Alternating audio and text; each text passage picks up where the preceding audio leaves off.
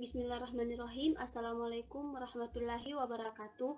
Perkenalkan, nama saya Rati Juniati, kelas A PG PAUD 2018. Oke, pada kesempatan kali ini saya akan menjelaskan mengenai jenis-jenis evaluasi.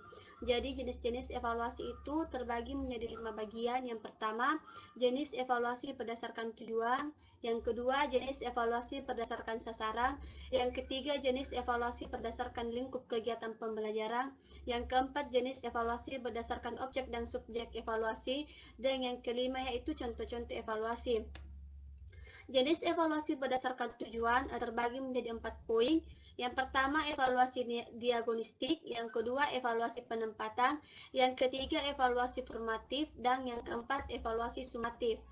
Evaluasi diagnostik ini berfungsi atau dilaksanakan untuk mengidentifikasi kesulitan belajar yang dialami peserta didik, menentukan faktor-faktor yang menyebabkan terjadinya kesulitan belajar, dan menetapkan cara mengatasi kesulitan belajar tersebut. Evaluasi penempatan dilaksanakan untuk keperluan penempatan yang bertujuan agar setiap peserta didik yang mengikuti kegiatan pembelajaran di kelas atau pada jenis dan jenjang pendidikan tertentu dapat melakukan kegiatan pembelajaran secara efektif karena sesuai dengan bakat dan kemampuannya masing-masing. Kemudian evaluasi formatif.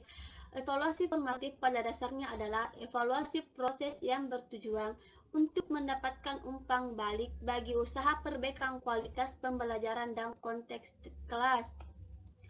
Evaluasi sumatif. Evaluasi sumatif ini dilakukan pada akhir program untuk memberi informasi kepada konsumen yang potensial tentang manfaat atau kegunaan program. Hubungan evaluasi formatif dan evaluasi sumatif. Dilihat dari tujuannya, evaluasi formatif untuk mengetahui sejauh mana program terlaksana dalam jangka waktu tertentu. Sedangkan evaluasi sumatif untuk menentukan nilai yang melambangkan keberhasilan dari program yang telah dilaksanakan. Dilihat dari pertanyaannya, evaluasi formatif, apa yang sedang dikerjakan, apa yang perlu diperbaiki, bagaimana akan diperbaiki. Evaluasi sumatif, apa hasilnya, dengan siapa, dalam kondisi bagaimana, penataran yang mana. Hubungan yang dilihat dari tindak lanjut, evaluasi formatif dilanjutkan jika program terlaksana dan memperbaiki jika terdapat kekurangan dalam program. Evaluasi sumatif untuk mengetahui kedudukan dari program dan menginformasikan kemajuan program. Jenis evaluasi berdasarkan sasaran terbagi menjadi 5 bagian. Yang pertama, evaluasi konteks, evaluasi input, evaluasi proses, evaluasi hasil atau produk, dan evaluasi outcome. Evaluasi konteks adalah upaya menggambarkan dan merinci lingkungan kebutuhan yang tidak terpenuhi, populasi dan sampel yang dilayani, dan tujuan proyek. Kemudian evaluasi input adalah evaluasi yang dilakukan sebelum suatu proses pembelajaran berlangsung. Evaluasi input ini terdiri dari 3 fungsi, yaitu evaluasi penempatan, evaluasi kesiapan, evaluasi seleksi. Fungsi evaluasi sebagai penempatan adalah evaluasi yang dilakukan untuk mengetahui kemampuan, minat, dan bakat siswa sehingga dapat diputuskan di mana tempat yang cocok bagi siswa tersebut. Evaluasi kesiapan adalah evaluasi yang dilakukan untuk mengetahui kesiapan siswa untuk menerima materi yang diberikan, untuk mengetahui apakah siswa telah mengetahui materi prasyarat. Sedangkan evaluasi seleksi yaitu evaluasi yang dilakukan karena adanya daya tampung. Evaluasi proses. Evaluasi proses adalah evaluasi yang dilakukan selama pembelajaran berlangsung. Nah, evaluasi proses ini terdiri dari 4 fungsi. Yang pertama, evaluasi kualitatif, yang kedua, evaluasi kuantitatif, yang ketiga, evaluasi formatif, yang keempat, evaluasi diagnostik. Evaluasi kualitatif adalah evaluasi terhadap proses pembelajaran tentang interaksi yang terjadi dalam kelas.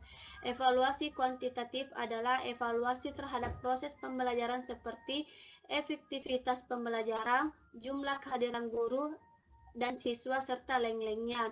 Yang ketiga, evaluasi formatif adalah evaluasi yang dilakukan untuk mengetahui penguasaan materi selama proses pembelajaran sedang berlangsung. Yang keempat, evaluasi diagnostik adalah evaluasi yang dilakukan untuk mengetahui tentang kesulitan belajar yang dialami oleh siswa.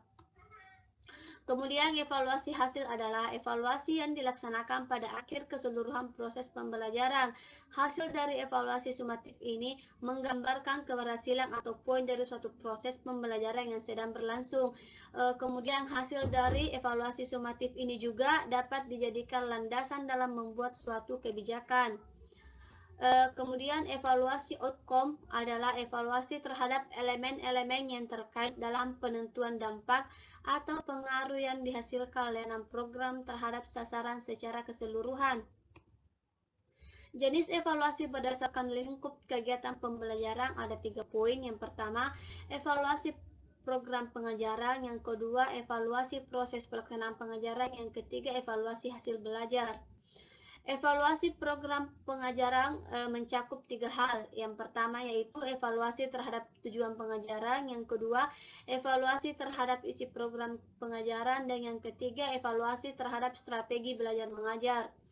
Kemudian evaluasi proses pelaksanaan pengajaran ini mencakup 10 hal. Yang pertama, kesesuaian antara proses belajar mengajar yang berlangsung dengan garis-garis besar program pengajaran yang telah ditentukan. Yang kedua, kesiapan guru dalam melaksanakan program pengajaran. Yang ketiga, kesiapan peserta didik dalam mengikuti proses pembelajaran. Yang keempat, minat atau perhatian peserta didik di dalam mengikuti pembelajaran. Yang kelima, keaktifan atau partisipasi peserta didik selama proses pembelajaran berlangsung. Yang keenam, peranan bimbingan dan penyuluhan terhadap peserta didik yang memerlukannya, dan sebagainya. Evaluasi hasil belajar. Evaluasi terhadap hasil belajar peserta didik ini mencakup dua bagian. Yang pertama, evaluasi mengenai tingkat penguasaan peserta didik terhadap tujuan-tujuan khusus yang ingin dicapai dalam unit-unit program pengajaran yang bersifat terbatas. Dan yang kedua, evaluasi mengenai tingkat pencapaian peserta didik terhadap tujuan-tujuan umum pengajaran. Jenis evaluasi berdasarkan objek dan subjek evaluasi. Keterkaitan belajar dan pembelajaran atau learning teaching process itu terbagi menjadi 4 bagian. Yang pertama, environmental input, raw input, instrumental input, serta output. Kemudian evaluasi objek. Input atau bahan mentah yang siap untuk diolah dalam dunia pendidikan, khususnya proses pembelajaran di sekolah, yaitu para peserta didik seperti calon murid, calon siswa, calon mahasiswa, dan sebagainya. Segi input ini, maka objek dari evaluasi pendidikan meliputi 3 aspek. Yang pertama, aspek kemampuan, yang kedua aspek kepribadian, dan yang ketiga aspek sikap. Dari segi transformasi, maka objek dari evaluasi pendidikan meliputi yang pertama, kurikulum atau materi pengajaran, yang kedua metode mengajar dan teknik penilaian, yang ketiga sarana atau media pendidikan, yang keempat sistem administrasi, dan yang kelima guru dan unsur-unsur persoalan lainnya yang terlibat dalam proses pendidikan. Kemudian evaluasi subjek. Evaluasi berdasarkan subjek. Evaluasi ini terbagi menjadi 2 jenis, yaitu internal dan eksternal. Evaluasi internal dilaksanakan oleh pihak-pihak yang ada dalam organisasi seperti dalam pendidikan di sekolah yang dilaksanakan oleh pendidik. Sedangkan evaluasi eksternal dilaksanakan oleh pihak-pihak luar lembaga atau organisasi. Konfigurasi evaluasi. Konfigurasi evaluasi 1, terdapat evaluator outsider. Bagiannya yaitu pelaksana program, hasilnya digunakan oleh audiens internal. Pelaksana evaluasi dilakukan oleh tim eksternal, hasilnya digunakan oleh internal. Kemudian konfigurasi evaluasi 2, terdapat evaluator outsider. Bagiannya yaitu pelaksana program, hasilnya digunakan oleh pimpinan. Selanjutnya konfigurasi evaluasi 3, terdapat evaluator, pelaksana program, pengguna hasil. Pelaksana evaluasi ini dilakukan oleh tim internal dari suatu lembaga yang digunakan oleh lembaga tersebut. Kemudian konfigurasi evaluasi 4 terdapat evaluator, pelaksana program, pengguna hasil. Bagiannya dilaporkan kepada outsider. Pelaksana evaluasi dilakukan oleh tim internal dari suatu lembaga.